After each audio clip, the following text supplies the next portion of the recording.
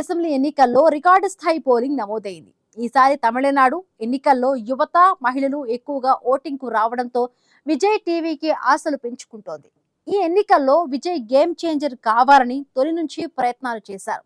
అయితే అనూహ్యంగా ఈసారి ఓటింగ్ పెరగడంతో తమకు కలిసి వస్తుందని ధీమాగా ఉన్నారు. ఈ నేపథ్యంలో విజయ్ టీవీకి ఏ రేంజ్ లో సత్తా చాటుతుందనేది ఆసక్తిని రేకెత్తిస్తోంది.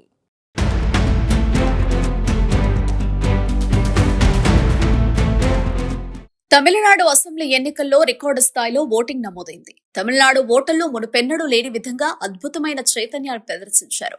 తమిళనాడు రాష్ట్ర వ్యాప్తంగా ఉన్న 234 నియోజకవర్గాల్లో ఒకే విడతలో జరిగిన పోలింగ్ రికార్డు స్థాయి దిశగా దూసుకుపోయింది. పోలింగ్ సందర్భంగా తమిళనాడు రాష్ట్ర వ్యాప్తంగా పండుగ వాతావరణం నెలకొంది. తమిళనాడు రాజధాని చెన్నైలో కూడా గతంలో కంటే భిన్నంగా ఓటర్లు పెద్ద ఎత్తున పోలింగ్ కేంద్రాలకు తరలివచ్చారు. ఇంకా చెన్నైలోని ఆర్కే నగర్, పెరంబూరు నియోజకవర్గాల్లో భారీ ఓటింగ్ నమోదైంది. దీంతో ఈ భారీ ఓటింగ్ వల్ల ఎవరికి నష్టం, ఎవరికి ప్రయోజనకరం అన్నది ఆసక్తికరంగా మారింది.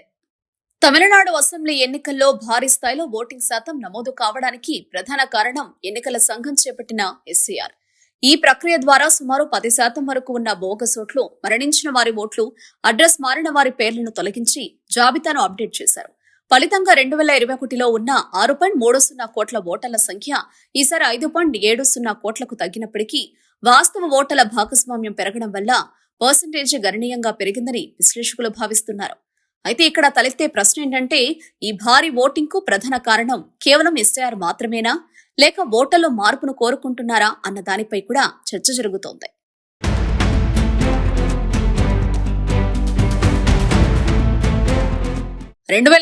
అసెంబ్లీ ఎన్నికల్లో మరో కీలక అంశం ఏంటంటే, తొలిసారి ఎన్నికల బరిలో నిలిచింది విజయ్ సారథ్యంలోని టీవీకే.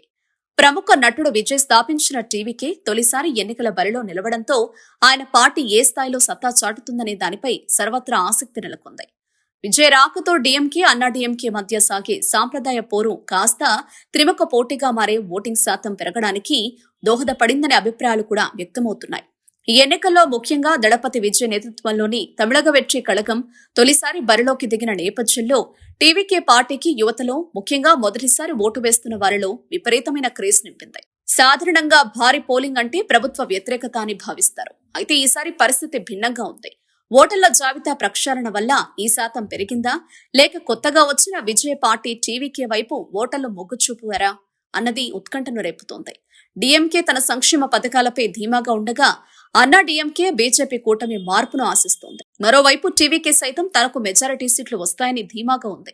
తమిళనాడు ఎన్నికల్లో గతంలో కంటే ఈసారి హోరాహోరీ నెలకొన్న నేపథ్యంలో ఓటర్ల తీర్పు ఏంటి, తమిళనాడులో అధికారంలోకి వచ్చేదెవరు అన్నది ఆసక్తికరంగా మారింది.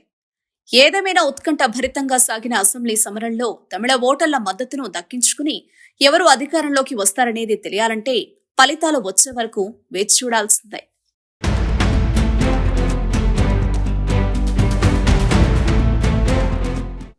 తమిళనాడులో హోరాహోరీగా సాగిన అసెంబ్లీ సమరంలో ఓటర్ల మద్దతు ఎవరికి దక్కింది?